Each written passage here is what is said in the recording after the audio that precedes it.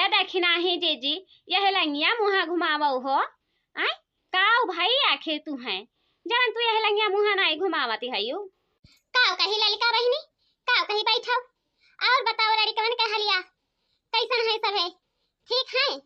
हाँ जीजी लड़कन तो सब ठीक है अपने बताओ का हुआती जाती है। ए रखना ही बहिनी का हुआती जाते है देखते ही होली नारानी है यहाँ भी लिपे पोते पड़ा है बूढ़ा है तो गई है 20 दिन से आज नहीं हरे बैठी है कहे ना कि लाई के गोबर माटी तनी लीप देबे अंगना चिकन हो जाई लेकिन का करी बताओ हमें। यह लियो बात जवन हमारे घर में खेल खेला जाती है वही तो हरे घर में खेल खेला जाती है आखिरकार दोनों घर एक मिलजुल के है। हे ललिका बहिनी तू तनी बैठो समझाओ हमरा खाना बनाए देना ही तब बनवारी आई है तब पूरा नखरा देखा